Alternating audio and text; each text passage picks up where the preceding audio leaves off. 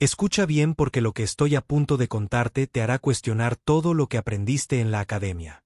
Cada protocolo de seguridad, cada doctrina de supervivencia, todo. ¿Crees que sabes sobre planetas de la muerte? No sabes nada. No hasta que te hayas sentado en un aula con una humana que menciona casualmente que solía caminar descalza en la tierra. Sí, descalza en la tierra. Pero me estoy adelantando. Mi nombre es Clive X y soy un cadete de segundo ciclo en la Academia Militar de la Coalición Galáctica en la Estación Terminus. 4 años de mi vida, ¿verdad? 4 años aprendiendo tácticas, xenobiología, evaluación de amenazas, todo eso. Y en todos esos años, hubo una constante, una verdad universal grabada a fuego en nuestras cabezas hasta que se convirtió en reflejo. Los mundos de la muerte son pesadillas teóricas que ninguna especie cuerda jamás colonizaría. Clase 7 y superiores. Olvídalo. Zonas de cuarentena. Investigación solo desde la órbita. Tal vez enviar una sonda si te sientes particularmente suicida. Tierra. La Tierra era de clase 12. 12 los profesores la usaban como la historia de terror definitiva. Gravedad que aplastaría a la mayoría de las especies. Una atmósfera tan corrosiva con oxígeno que literalmente oxida el metal. Sistemas meteorológicos que podían generar ciclones capaces de arrasar ciudades. Placas tectónicas que se movían cuando les daba la gana. Y ni hablemos de la fauna. Depredadores alfa en cada bioma. Criaturas venenosas que podían matarte de 17 maneras diferentes. Parásitos, enfermedades, bacterias que evolucionaron específicamente para ser lo más letales posible. Y lo peor de todo, tenía una luna enorme que movía océanos enteros de un lado a otro 2 veces al día. ¿Quién diseña un planeta así? ¿Qué clase de broma cósmica tan macabra? En fin, todos conocíamos la Tierra. Era el planeta del hombre del saco, la historia de advertencia, el lugar que hacía que incluso nuestros instructores de combate más duros se callaran y negaran con la cabeza. Lo que me lleva a hace 3 rotaciones, a la clase de aplicaciones de supervivencia táctica. El profesor Bennett en el podio. Bent era un Krell, un tipo grande, un exoesqueleto de 4 brazos que había visto combate real. No hacía bromas. No hablaba de trivialidades. Trabajaba con estadísticas de supervivencia y tasas de mortalidad. Cosas divertidas. Ese día nos estaba explicando las clasificaciones de mundos de muerte. Ahora bien, el traductor de Bent crujió, sus mandíbulas chasquearon de esa manera inquietante que lo hacen. Repasemos. ¿Quién puede decirme por qué los mundos de clase 7 y superiores están marcados como zonas sin colonización? Pregunta estándar. La mitad de la clase levantó sus extremidades y luego señaló a Tórax, un chico Baulton que siempre se sentaba en la primera fila. Riesgo inaceptable para la vida, señor. Los peligros ambientales crean una probabilidad de supervivencia por debajo de los umbrales aceptables. Correcto. Probabilidad de supervivencia inferior al 12% para cualquier misión de duración estándar. Y para los mundos de clase 12, silencio. Porque todos sabían que en los mundos de clase 12 la probabilidad de supervivencia llegaba a 0. No casi 0. 0 en el sentido de que no regresas. En el sentido de que tu familia ni siquiera recibe restos para llorar. Gwent desplegó una pantalla holográfica. Esfera azul verdosa. Nubes blancas arremolinándose sobre su superficie. Un único satélite grande en órbita. Se me heló la sangre. Lo reconocí al instante. Todos lo hicimos. La Tierra. Vince dijo, y su voz tenía ese horror reverente. Mundo natal de la especie que actualmente espera ser miembro de la coalición. Mundo de muerte de clase 12 de la humanidad. Observa. La pantalla cambió mostrando lecturas ambientales que hicieron que mi corazón secundario diera un vuelco. Gravedad a 1.0. Estándar 1.0. Esa es una fuerza aplastante para la mayoría de las especies. Concentración de oxígeno al 21%. Nitrógeno 78. Gases traza. Las pequeñas grietas atmosféricas por sí solas matarían a un ser silencioso en menos de 1 minuto. Luego vino la parte divertida. La base de datos de vida silvestre. Esta ventilación hizo zoom en una criatura que llaman hipopótamo. Herbívoro semiacuático. Responsable de más muertes humanas anualmente que sus depredadores ápice. Masa de hasta 4.000 kilogramos. Temperamento extremadamente agresivo. Fuerza de mordida suficiente para partir un cuerpo humano por la mitad. Alguien en la última fila emitió un silbido angustiado. Y apareció otra imagen. Lo llaman mosquito. Con una longitud aproximada de 6 milímetros, mata a más humanos por ciclo que cualquier otra criatura en su planeta a través de la transmisión de enfermedades. Y aún así, Verne hizo una pausa para crear expectación, porque incluso él tenía sentido del drama. Los humanos prosperaron allí durante más de 200.000 rotaciones. Fue entonces cuando alguien en el centro de la sala levantó la mano. No era un tentáculo, ni una garra, ni un brazo manipulador, sino una mano, 5 dedos, piel suave, sin escamas protectoras, ni pelo, ni exoesqueleto. Una mano humana. Juro que la temperatura en la sala bajó 5 grados. Todos nos giramos porque, hasta ese momento, creo que ninguno de nosotros se había dado cuenta de que había un humano en nuestra clase. Había estado tan callada, solo tomando apuntes, sin llamar la atención. Pero allí estaba, sentada 3 filas más atrás, con una expresión completamente indiferente ante la clase que nos estaba provocando angustia existencial. Parecía normal. ¿Es raro decirlo? Quiero decir, para una especie de un planeta de pesadilla, parecía casi decepcionantemente normal. Piel morena, cabello oscuro, recogido, con el mismo uniforme de cadete estándar que todos usábamos. Joven, tal vez de 20 y tantos años. Pequeña para los estándares humanos, más tarde me enteraría, tal vez 150 centímetros, pico delgado, parecía inofensiva. El profesor Vince Mandibles se congeló a mitad de clic. Sí, cadete. Amara, dijo la humana, y su voz era firme, casi casual. Amara o sí, señor, tenía una pregunta sobre las métricas de clasificación. Oh, esto iba a ser bueno. Varios cadetes se inclinaron hacia adelante, una humana cuestionando clasificaciones de mundos de muerte. La ironía era más densa que la atmósfera de la estación. Proceda, cadete. Bueno, dijo Amara, y juro que había un pequeño toque de diversión en su voz. Mencionaste cálculos de probabilidad de supervivencia. ¿Contra qué base se calculan? Porque si estás usando la fisiología estándar de la coalición, eso parece incompleto ya que los humanos obviamente sobrevivieron allí sin problemas. El traductor de Vince hizo un ruido de procesamiento. Los cálculos se basan en los promedios de las especies miembros de la coalición. Sí, la humanidad. Es una excepción estadística. ¿Una excepción? Repitió Amara. Y ahora definitivamente estaba sonriendo. Bien. De acuerdo. Entonces, una pregunta de seguimiento. Cuando dices que los mundos de clase 12 son inaccesibles, ¿qué quieres decir exactamente? Inaccesibles en términos prácticos, explicó Bent, probablemente preguntándose a dónde iba esto. Significa que, si bien técnicamente es posible llegar a ellos mediante naves espaciales, ninguna civilización racional intentaría aterrizar, colonizar o mantener poblaciones allí debido a las condiciones inhabitables. Ajá. Mara asintió lentamente. Mira, eso es interesante porque me crié en una aldea en la región Asanti, una zona rural, muy tradicional. Y durante toda mi infancia, de los 3 a los 18 años, no tuve zapatos. Silencio absoluto. Se podría haber oído caer una balanza. Caminaba descalza, continuó como si estuviera hablando de patrones climáticos u opciones para el almuerzo.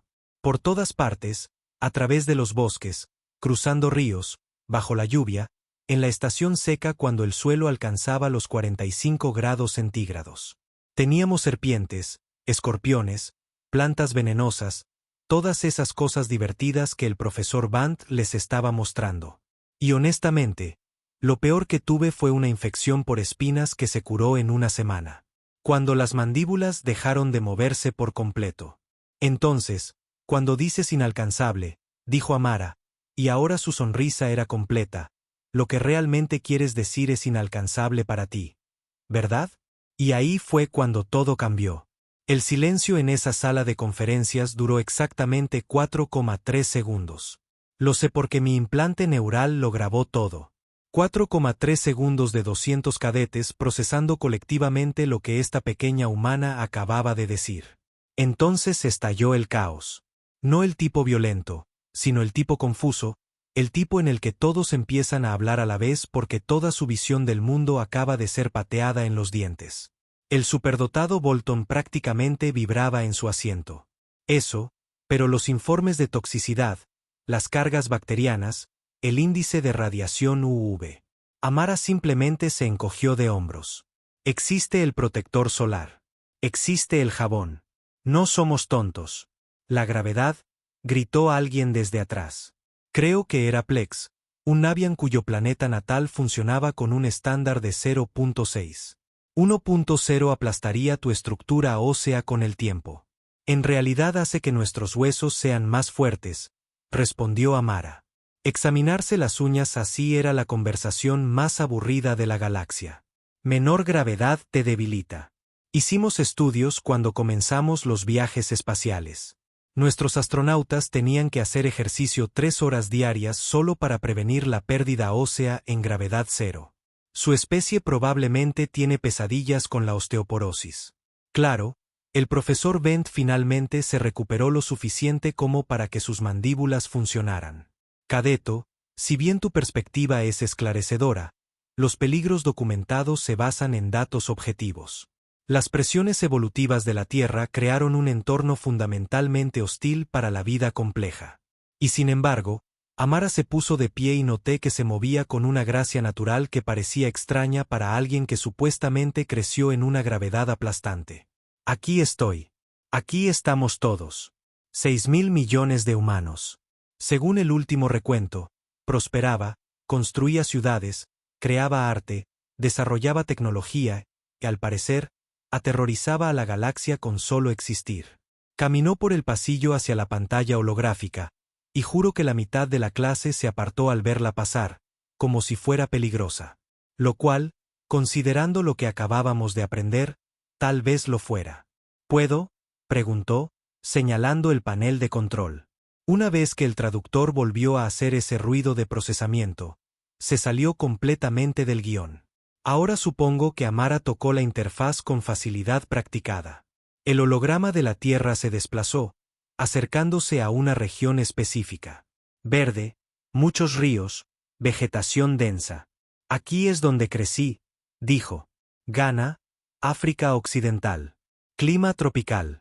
Temperatura promedio de 30 grados centígrados durante todo el año. Humedad entre el 70 y el 90%. Durante la temporada de lluvias, teníamos tormentas que descargaban agua como si alguien hubiera abierto un grifo en el cielo.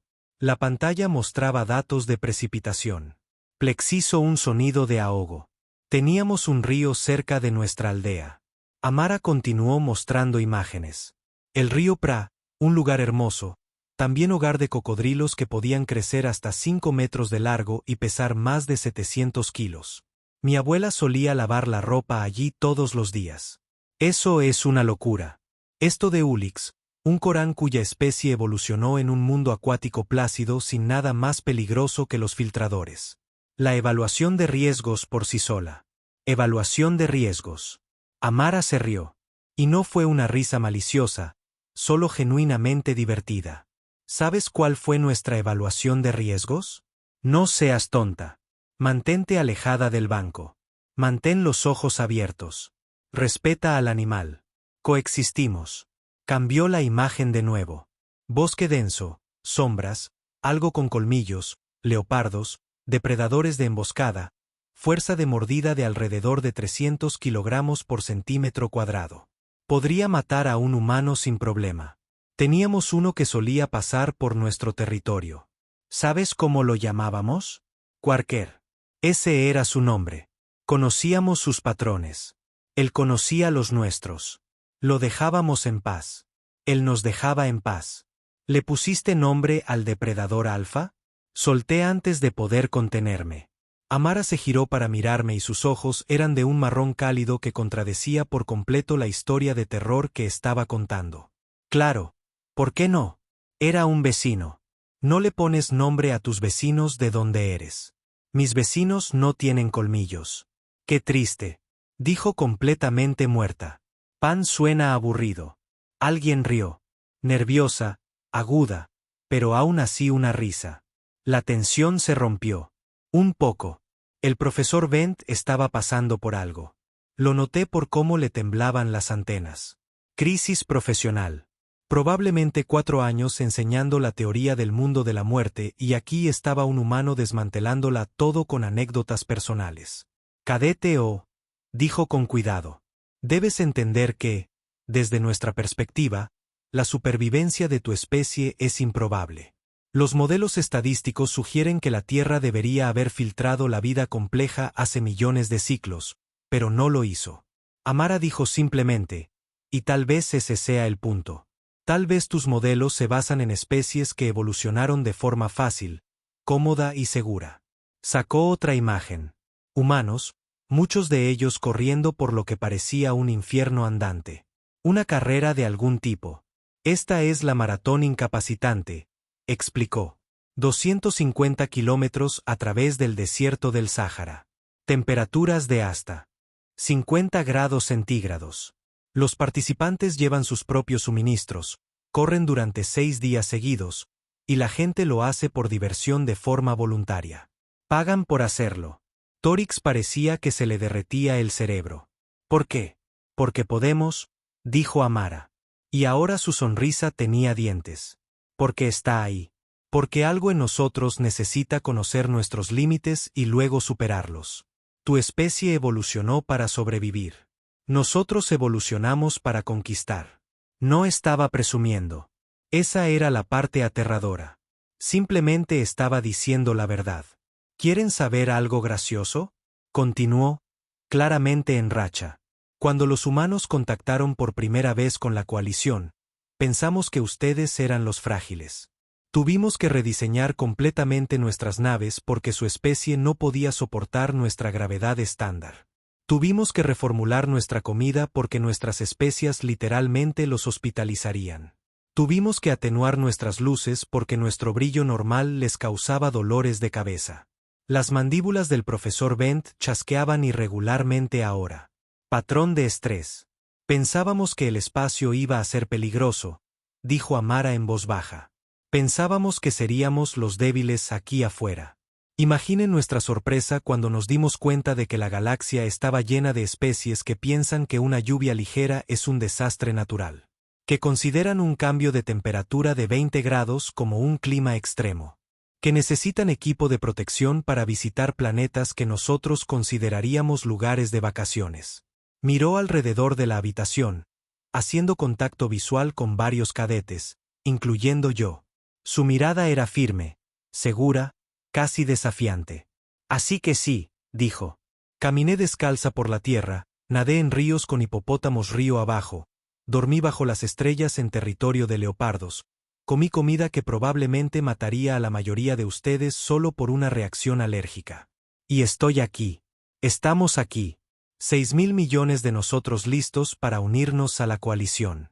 Listos para servir junto a ustedes, listos para mostrarles lo que la humanidad puede hacer. Hizo una pausa, luego agregó con ese devastador tono casual. Espero que estén listos para nosotros. El aula estaba en absoluto silencio. El profesor Bent permaneció allí por un largo momento. Su traductor no emitió ningún sonido. Luego, lentamente, sus mandíbulas chasquearon en lo que había aprendido que era un gesto de reconocimiento Krell. Clase de res terminada, dijo en voz baja. Creo que todos tenemos que reajustar algunas cosas. Mientras todos salían, noté que los cadetes se mantenían alejados de Amara. No hostiles exactamente, más bien cautelosos, respetuosos. El tipo de espacio que se le da a algo peligroso que ha elegido no hacerte daño. La alcancé en el pasillo. Hola, Amara. Se giró, con las cejas arqueadas. Sí, eso que dijiste sobre caminar descalzo por los bosques con todos esos peligros. Tragué saliva. ¿Estabas exagerando para enfatizar algo? Amara me miró fijamente durante un largo rato. Luego sonrió, se agachó y se quitó la bota.